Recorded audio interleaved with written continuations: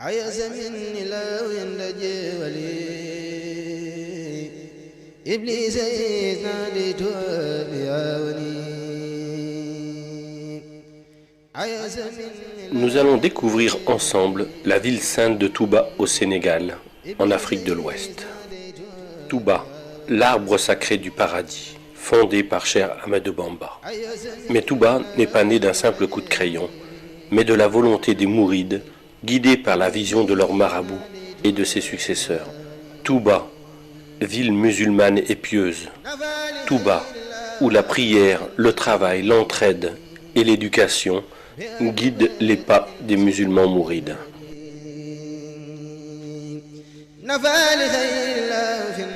Cheikh Ahmad ibn Muhammad ibn Habiballah, plus connu sous le nom de Cheikh Ahmadou Bamba, aussi surnommé Khadim Rasoul, le serviteur du prophète Mohammed. Il est né à Mbaké Baol, un village créé par son arrière-grand-père, Maharam Mbaké. Son père, Mammor Antassali, était un grand érudit, un maître coranique et jurisconsulte réputé. Lui enseigna le Coran qu'il maîtrisa très jeune. Sa mère, Sorna Mame Diarra Bousso, reconnue comme une sainte, était surnommée Diarratullah, la proche de Dieu. Elle accomplissait avec dévouement et constance ses devoirs religieux et familiaux. En 1883, à Mbeke Kayor, le père de Cheikh Ahmadou Bamba quitta ce monde. Alors, toute forme de requête affluèrent de la part des rois pour faire du Cheikh un conseiller et magistrat.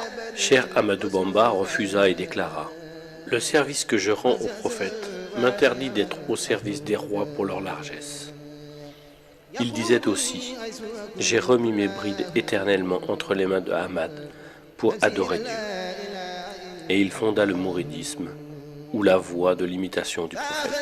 En 1888, il fonde le village de Touba, dans un lieu austère et retiré.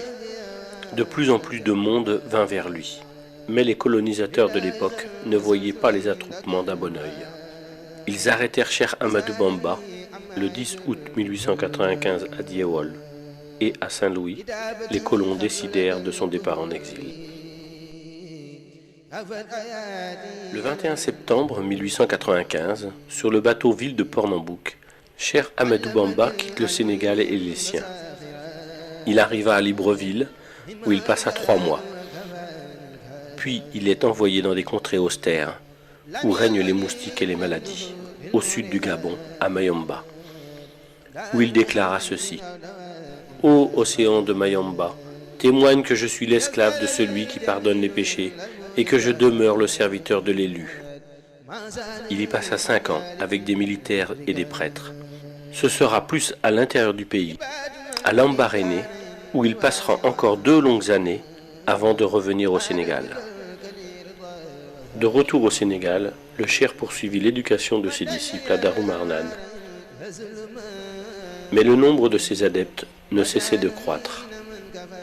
La mouridia prit une ampleur spectaculaire et demeura une source d'inquiétude pour les colonisateurs qui se sentaient menacés. C'est alors que le colonisateur décida de l'exiler 5 ans en Mauritanie, où se trouvait un grand érudit, Cheikh Sidia Baba. Et le cheikh déclara ceci.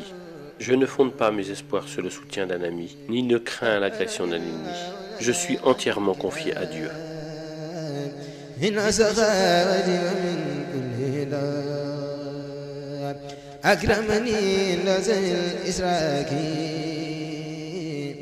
De retour au Sénégal, Cheikh Ahmadou Bamba est assigné à résidence à Thiéyenne. Puis il fut envoyé à Diourbel, où il vécut en résidence surveillée jusqu'à la fin de sa vie. En janvier 1919, lorsque les colons voulurent lui remettre la croix de la Légion d'honneur, il la refusa et déclara « Je suis le captif de Dieu et ne reconnais d'autre autorité que la sienne. Ma récompense incombe au donateur, qui est noble majesté pour le service que je rends à l'élu, qui est pourtant le donateur par excellence. »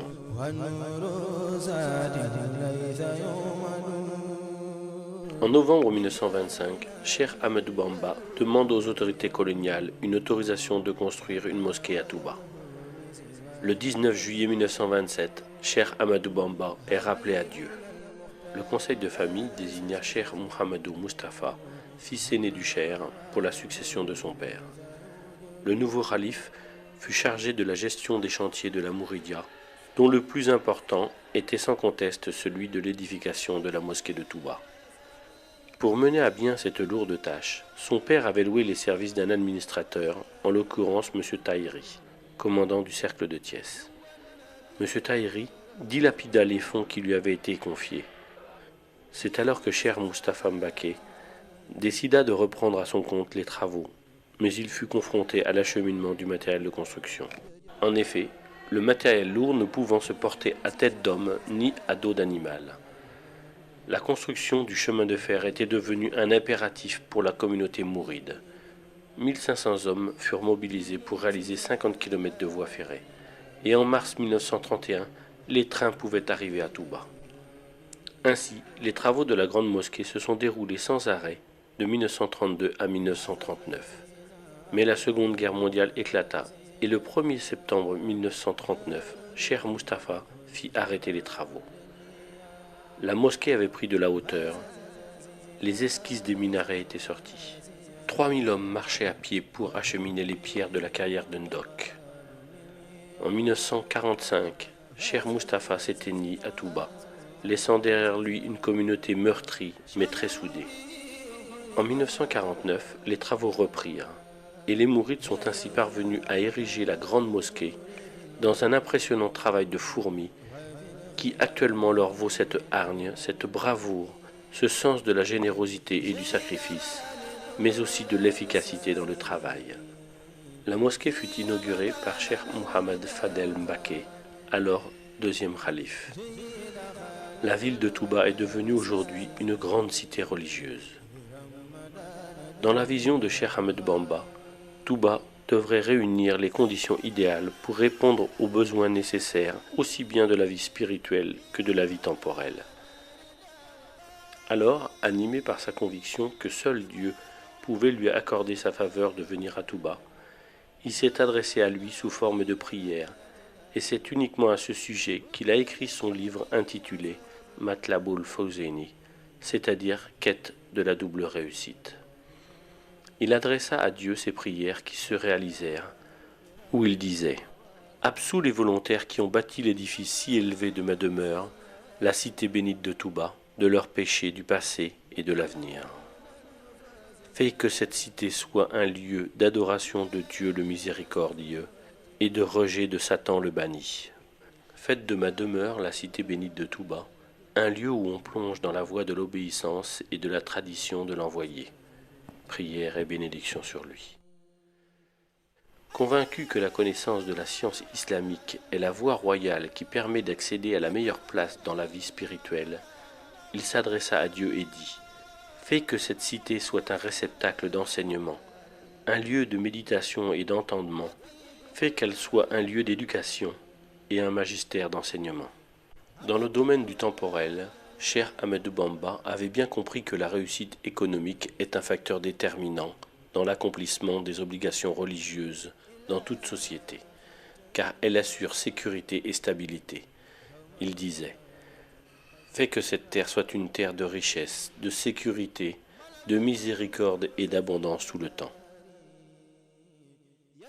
Favorise les habitants de Touba d'un bienfait en eau abondante, ruisselante et qui court à l'instar d'un ruisseau. Protège cette demeure du vagabondage et de la délinquance et de toute promiscuité.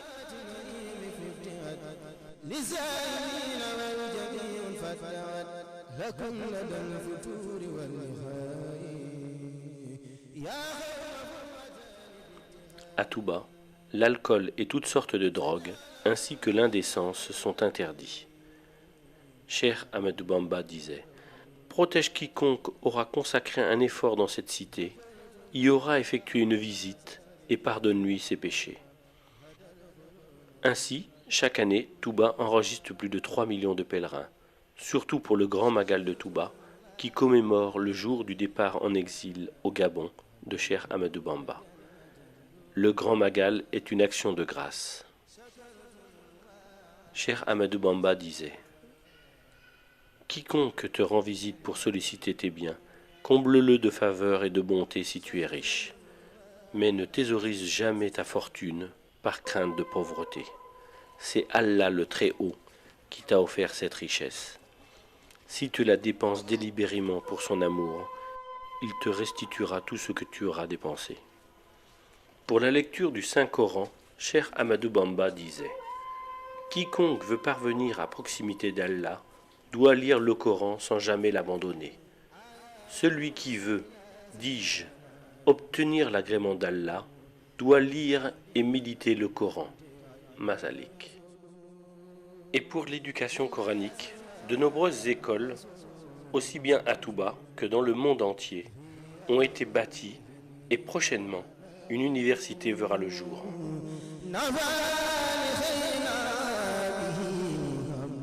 Les mausolées des grands dignitaires mourides sont souvent au pied de la mosquée. Ainsi, après une prière pour honorer le fondateur, les mourides prient en hommage aux successeurs de Cheikh Ahmadou Bamba et de la famille. Touba, créé en 1888 par Cheikh Ahmadou Bamba, a grandi après sa mise en terre en 1927. Nous voilà en 2011, soit 84 années où les mourides œuvrent pour Touba, guidés par Cheikh Ahmadou Bamba.